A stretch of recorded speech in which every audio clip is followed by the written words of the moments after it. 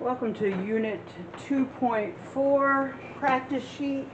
Just like the previous ones, I will work the odd ones with as little talking as possible. I'd be happy to answer questions if you need help. And then you will come back and work the even ones. Yes, you have to show your work. Yes, you have to work all 5 or 6 of them. Alright, so solving proportions. Remember, proportions are equal fractions, right? Proportions are technically more than just equivalent expressions. They're more than just equivalent fractions.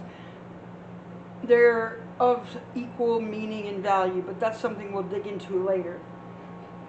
All right, but for the purposes of this unit, we're just going to focus on how they're equivalent fractions and how do we find the missing value. Alright, so do not want to use that. Okay. Cross multiply, set both equal to each other, and then solve for the variable. Isolate the variable. Right? Simple enough. If you need to write every single step, then write every single step.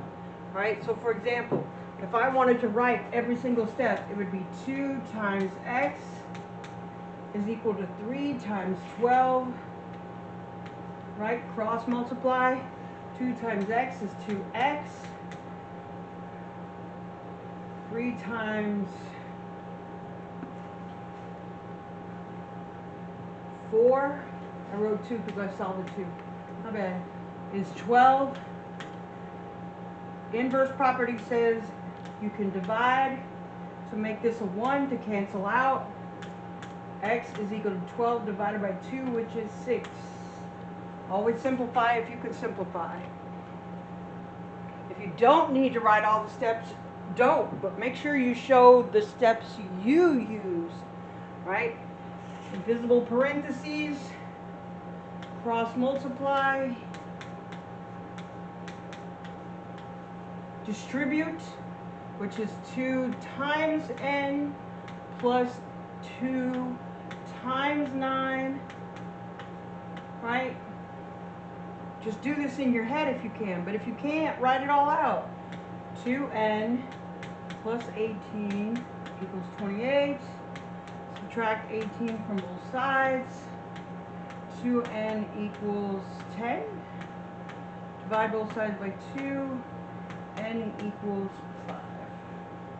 Make sure you circle or box your answer so that I know that's your final answer.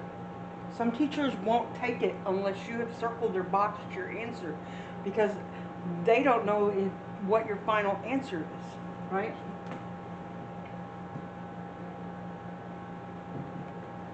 Invisible parentheses, cross multiply, 20 times 3. 10 times b is 10b. 10 times 7 is 70. 20 times 3 is 60. Get rid of the constant first. Be careful with your negatives. Then get rid of the coefficient using inverse. We used inverse here, right? The inverse of addition is subtraction. The inverse of multiplication, because this is 10 times b, is division. Any number over itself is 1. This is why you need to listen, not just watch. You can't learn as much just by watching. Cross multiply, 3m plus 12.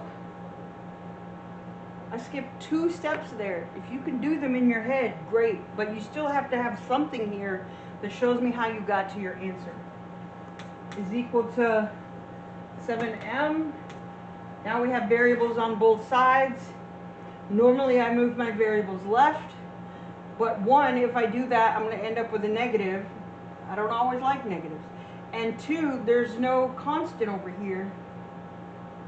So then I have to do extra steps. So instead, let's move the variables right is using inverse property.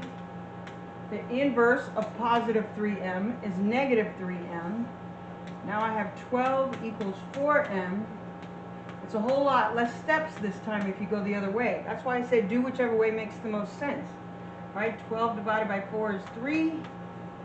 M equals 3 is the answer, but I would prefer you to have the variable on the left, which means if this is your answer, symmetric property says you can flip them. Both sides are the same, so you can flip them.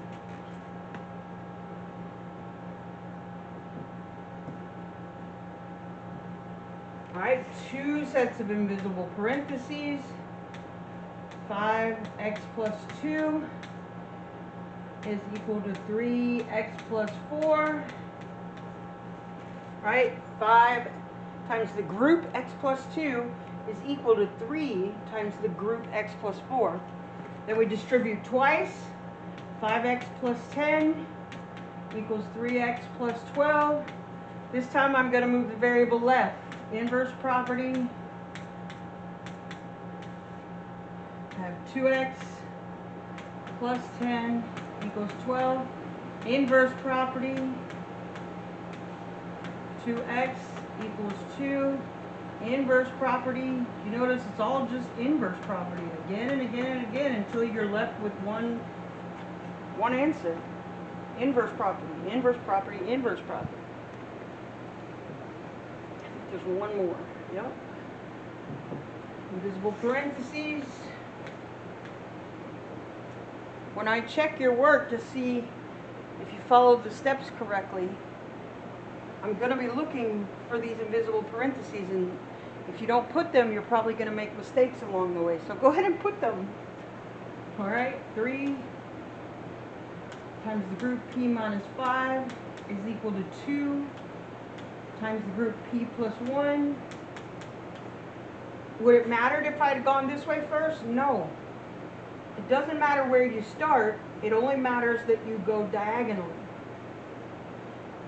You have to cross multiply because of the equal sign. 3p minus 15 is equal to 2p plus 2. Inverse p minus 15 equals 2. Inverse